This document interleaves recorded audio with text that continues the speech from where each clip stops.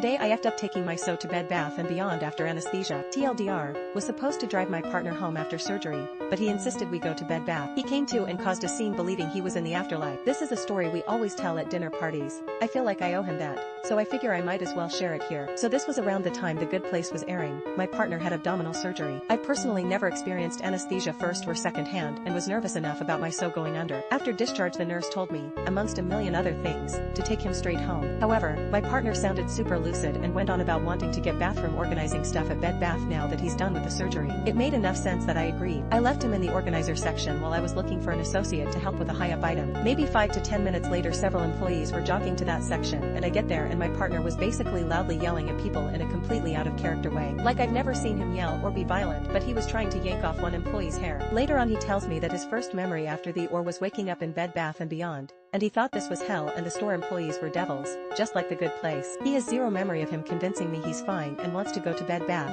or what happened with the employees. For what it's worth we are still together and now both laugh at this story, but at the time it caused quite a bit of drama, both because he felt I dropped the ball and most people thinking I'm horribly irresponsible. I also felt sorta uneasy for a bit processing if my partner might hurt me in a lucid dream, but luckily he's been his sweet usual self. Next time he has surgery he's getting locked in his room for a week. Edit. Thankfully nobody got in trouble and the employee wasn't hurt. I had his discharge packet in my pocket and mall security and the employee were sympathetic to me profusely apologizing. Edit 2. Just to answer some common replies en masse. It was a small hernia repair and I saw maybe a 1-inch tiny incision. I had been worried sick leading up to it and everyone told me this is a super minor procedure which admittedly let my guard down too much. The nurse gave a bunch of discharge instructions mostly about wound care and medication. The one sentence about going home didn't really register in my mind until later. Wanting to redecorate/reorganize was very on brand for him, so knowing nothing else it wasn't a red flag. I was mindful not to let him lift anything, but the fact that he was still drug impaired didn't cross my mind at the time. I'm not trying to make excuses, but it was genuinely a mindfuck to my young self that my so talking to me lucidly about something he wanted to do is something I should ignore. Of course now I know what anesthesia is and what I did wrong.